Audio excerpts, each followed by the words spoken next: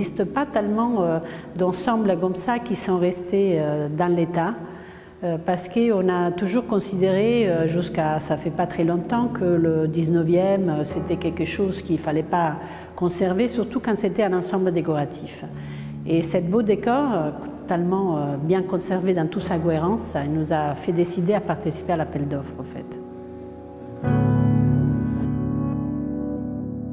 La Villa Laurence, c'était un peu comme la Belle au bois dormant. On a eu envie de participer à son réveil.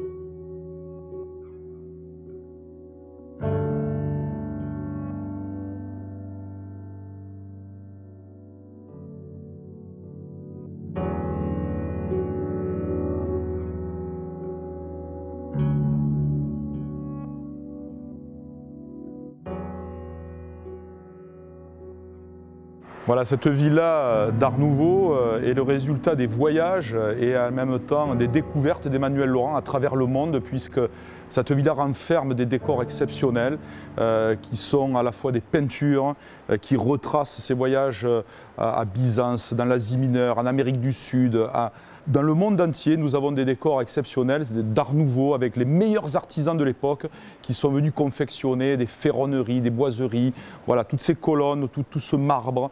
Et donc cette villa recèle véritablement un vrai trésor que nous voulons restituer. Et c'est finalement à travers la culture et le patrimoine et avec l'aide de la DRAC eh bien, que nous souhaitons relever ce défi.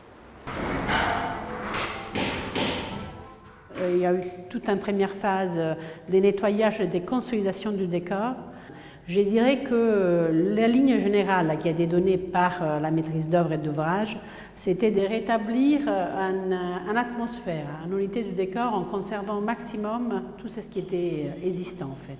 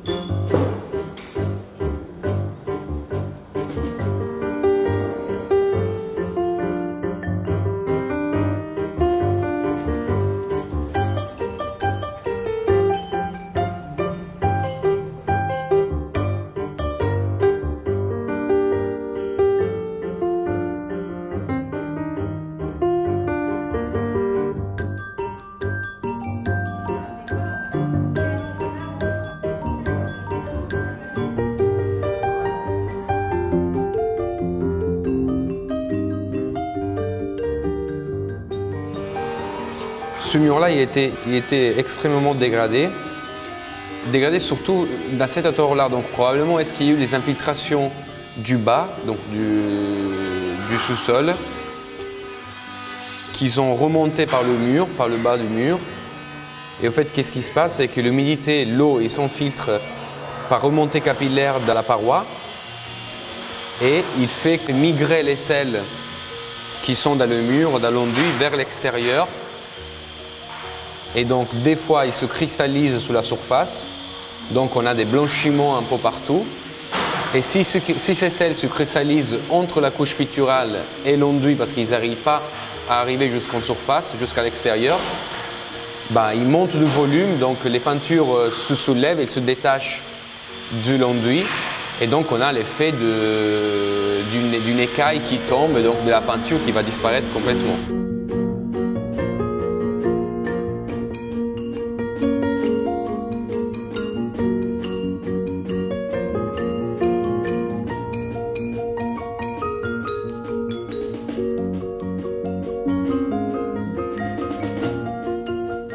Alors l'enjeu, c'est effectivement d'avoir des parties restituées en décoration qui rassemblent parfaitement les parties qui sont restaurées. De ces faits, en général, on réintègre d'abord les parties anciennes et puis on complète avec les parties en réfection. Et les dernières opérations, je dirais, quand tout ça est bien avancé, c'est la pose des dorures. C'est vrai que la dorure est très présente dans le décor de la Villa Laurence. C'est un décor qui est riche, il est plein d'effets chatoyants de la surface et l'or en participe.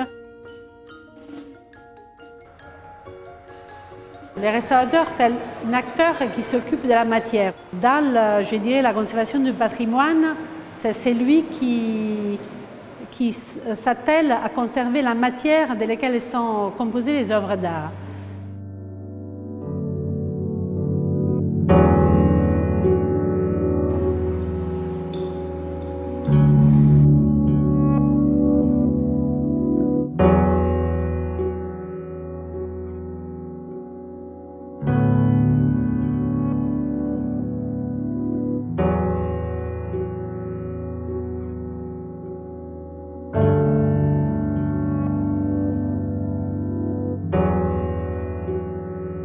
Je pense que c'est un bonheur de travailler sur un projet comme ça.